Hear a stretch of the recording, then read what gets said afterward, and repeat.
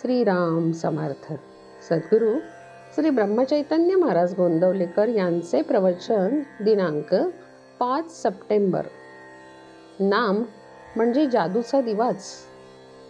एकदा एक बाई सोवळे नेसून स्वयंपाक करीत होती. बाईचे मूल झोपून उठल्यावर अंथरुणातच आई मला घे म्हणून रडू लागले. आई म्हणाली, बाळा, मी तुला घ्यायला आतुर झाले आहे रे, पण तू कपडे तेवढे काढून ये. परंतु मुलगा कपडे काढायला तयार होईना आणि आई आई म्हणून रडू लागला. तेव्हा शेजारच्या बाईने येऊन मुलाचे कपडे काढले आणि मग आईने मुलाला पोटाशी घेतले. आपलेही त्या लहान मुलाप्रमाणे झाले आहे. वासना, विकार, अहंभाव इत्यादींचे कपडे न काढताच आपण परमेश्वराला भेटायची इच्छा करतो. मग त्याचीनी आपली भेट कशी होणार? परमेश्वर मातेप्रमाणेच अत्यंत प्रेमळ आणि ममताळू आहे. त्याला आपल्याला भेटायची अतिशय इच्छा आहे. परंतु जोपर्यंत आपण आपल्या अंगावरची अपवित्र आवरणे काढून टाकीत नाही, तोपर्यंत परमेश्वर आपल्याला जवळ घेत नाही. संत आपल्याला परमेश्वराकडे जायचा रस्ता सांगतात. त्या मार्गाने गेलो तर आपल्याला खचितच भगवंताची प्राप्ती होईल. आपण पुराणात वाचलेच असेल की श्रीकृष्णाकडे दुर्योधन आणि अर्जुन गेले असताना श्रीकृष्ण परमात्म्याने सांगितले की ज्याला मी हवा असेल त्याला माझे सैन्य आणि इतर गोष्टी मिळणार नाहीत. हे ऐकून दुर्योधनाने त्याचे सर्व सैन्य मागून घेतले.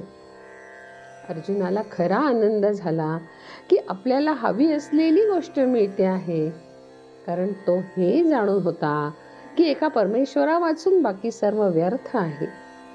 प्राणा वाचून हजारो शरीरांचा काय उपयोग? कोणी आपल्याला सांगतीलही की परमेश्वर 7 समुद्रापलीकडे आहे, तो शेषशाही आहे.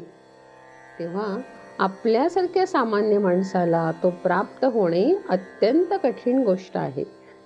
परंतु संतांनी आपल्यावर फार मोठे उपकार करून ठेवले आहेत. त्यांनी नामरूपी जादूचा दिवाच आपल्या हाती दिला आहे. त्यात सत्संगतीचे तेल घातले म्हणजे झाले. हा दिवा विझू नये म्हणून फार काळजी घ्यावी लागते. मी त्रिवार सत्य सांगतो की नीतीने वागून जो नामात राहील त्याला नामाचे प्रेम लागल्याशिवाय राहणार नाही. नीती हा सर्वांचा पाया आहे. त्या पायाशिवाय इमारत टिकू शकणार नाही. 3 गोष्टींना अत्यंत जपा. परस्त्री माते समान माना, परधन आणि परनिंदा विष्ठेसारखी माना, आणि कशाही परिस्थितीत नामस्मरणाला सोडू नका. तुम्हाला भगवंताचे प्रेम खात्रीने लागेल. मुखात नाम ठेवावे आणि सदाचरणाने वागून प्रपंच करावा. जानकी जीवन स्मरण. जय जय राम.